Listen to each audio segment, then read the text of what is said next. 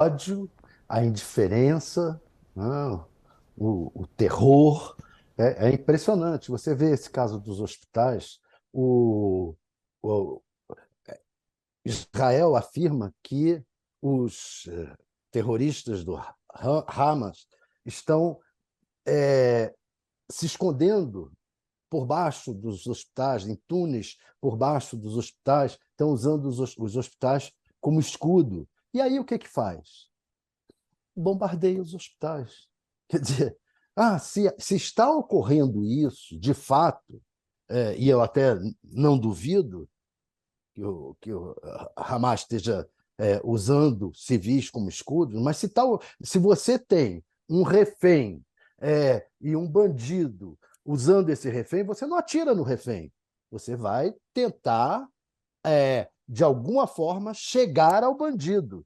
Se você tem terroristas do Hamas embaixo dos túneis, embaixo dos hospitais, você vai ter que entrar nesses túneis e ir lá chegar até eles, não simplesmente bombardear os hospitais. Quer dizer, isso é de uma crueldade sem par. Assim como é de uma crueldade sem par a forma como o Hamas tem agido com esses reféns, com as pessoas que ele chegou a pegar. Né? O caso dessa menina, infelizmente, há até fotos que não se publica dela numa caçamba, entendeu? Mas que também, por outro lado, vai haver uma guerra de marketing em torno do terror.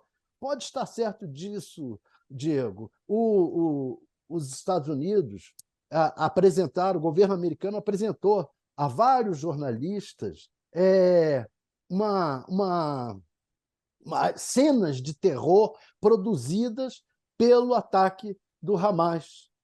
E agora, essas fotos desses outros casos vão ser apresentados, assim como também as pessoas atingidas por bombas na faixa de Gaza serão usadas também com essa guerra do marketing do terror. Haverá ainda outro efeito colateral, daninho dessa guerra, vai ser isso, vai ser o marketing do terror. É duro, é impressionante como a gente está vivendo um dos momentos tristes da humanidade. E tudo é triste, mas mais dramática é a situação das crianças.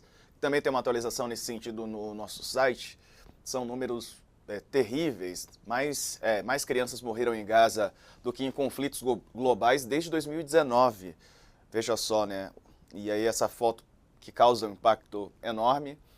Uma criança ali nos braços de uma pessoa, né? Uma criança palestina atingida por bombardeios na faixa de Gaza, totalmente coberta de poeira.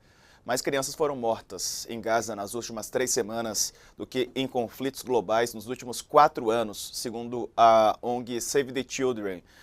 O número de crianças mortas em Gaza em apenas 3 semanas ultrapassou o número atual de crianças mortas nas zonas de conflito do mundo desde 2019. De 7 de outubro, desde o dia 7 desse mês, mais de 3.257 crianças foram mortas, incluindo pelo menos 3.195 em Gaza, 33 na Cisjordânia e 29 em Israel.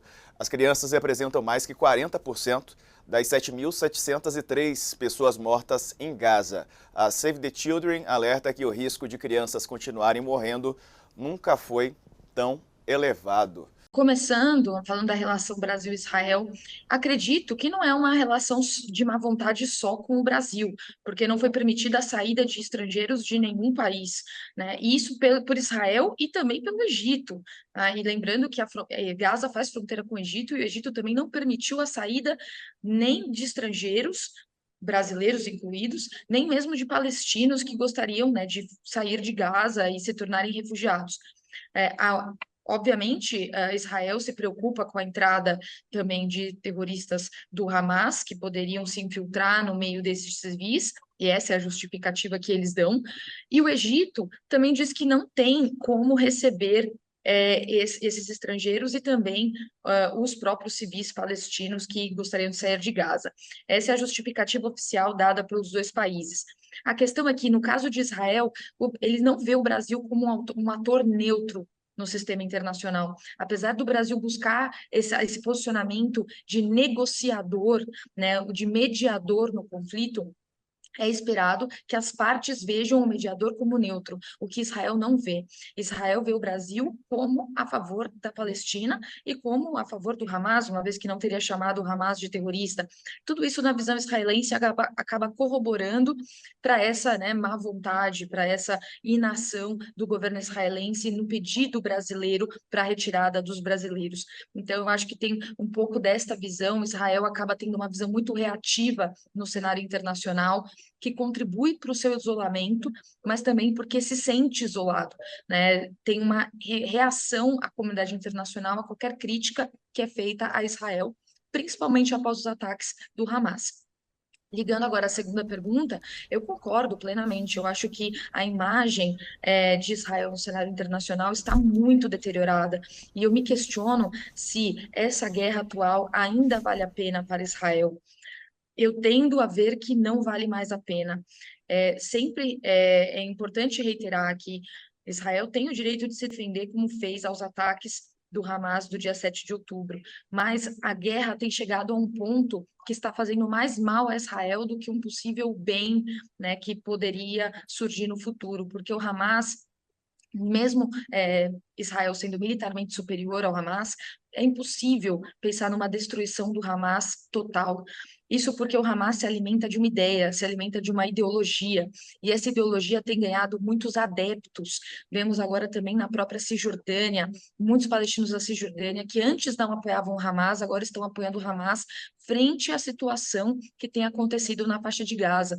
Então, Israel tem que considerar que é importante a opinião pública internacional, mesmo que Israel considere ela injusta, né? Mesmo que, obviamente, o antissemitismo que tem crescido seja completamente infundado, não tenha justificativa plausível. Israel tem que considerar que as ações que tem feito em Gaza estão gerando mais malefícios à política israelense, de isolamento internacional, de diminuição no apoio internacional, e que isso afeta os seus cidadãos civis e os judeus na diáspora, que têm sofrido cada vez mais com o antissemitismo. E será que as consequências que Israel busca com essa operação, que é a destruição do Hamas, serão alcançadas?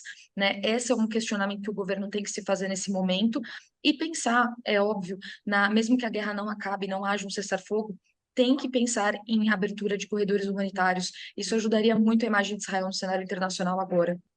Nós chegamos a um estágio, Diego, em que a violência vai se banalizando de tal maneira que a aura de insensibilidade vai se ampliando, né? E essa destruição ela é potencializada porque, além da incursão terrestre de Israel, os soldados são apoiados ali por fogo pesado, né, de caças, drones, uma artilharia aérea que potencializa a destruição, né? E, nesse instante, diante de dessa insensibilização coletiva, a ONU deve se reunir novamente hoje, né, Diego? Há uma perspectiva de reunião do Conselho de Segurança da ONU, à tarde, ainda sob a presidência do Brasil, e o que soube, Diego, é que a diplomacia brasileira, diante dessa intensificação dos ataques de Israel, fez muita negociação durante o final de semana para tentar costurar um novo texto de uma resolução de teor humanitário que pudesse ser analisada pelo Conselho de Segurança. Muita negociação. O chanceler brasileiro Mauro Vieira voou para Nova York nesse domingo, chegou há pouco em Nova York, pelo que soube, para presidir essa reunião. Agora, a despeito de todos esses esforços, nem o Itamaraty, nem a diplomacia brasileira acredita que o Conselho de Segurança será capaz de aprovar uma resolução que imponha um mínimo de racionalidade e decência a esse conflito. Significa, nesse contexto de destruição e morte, a racionalidade significaria a abertura de corredores humanitários para a entrada em volume mais representativo de socorro, alimentos, remédios, água, e também a abertura da fronteira da faixa de Gaza com o Egito para a saída das centenas de estrangeiros que estão lá e desejam sair dessa zona de guerra. Entre esses estrangeiros, lá estão cerca de 3 dezenas de brasileiros. Há um avião esperando para trazê-los, para repatriá-los, mas a fronteira da faixa de Gaza com o Egito continua trancada. Então, ao drama da destruição, Diego, adiciona-se o flagelo da insensibilidade. E a ONU deve se reunir, não há nem mesmo a essa altura a segurança quanto à possibilidade de pautar uma nova votação. É esse o esforço do Brasil. Se não for possível hoje, vai se tentar pautar para a reunião de amanhã, e amanhã termina a presidência rotativa do Brasil no Conselho de Segurança. Teve duração de 1 mês. Durante esse mês, coincidentemente, explodiu essa guerra entre Israel e o Hamas. O Brasil teve ali um papel muito adequado durante todo essa sua presidência temporária no Conselho de Segurança, tentou costurar uma resolução que pudesse ser aprovada, chegou a um texto muito próximo da aprovação, obteve lá 18 dos 15 votos disponíveis no Conselho, mas os Estados Unidos vetaram essa resolução costurada pelo Brasil.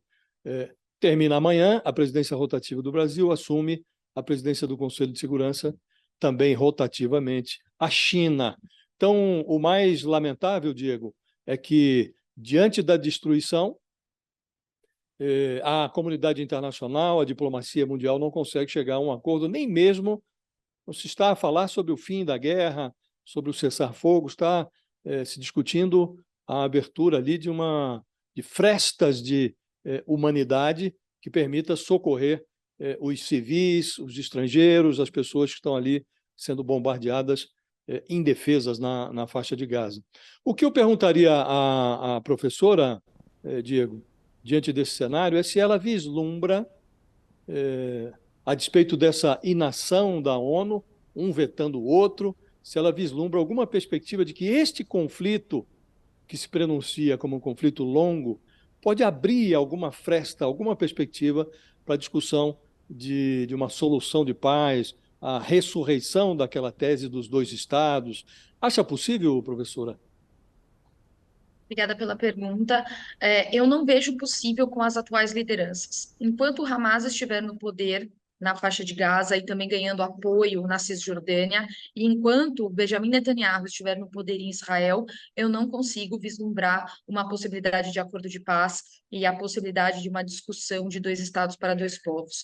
É necessário que tenhamos lideranças como aquelas que lideraram a assinatura dos acordos de Oslo nos anos 90, Yitzhak Rabin e Yasser Arafat. Infelizmente não temos lideranças como essas hoje em dia, nem ao lado palestino, nem ao lado israelense.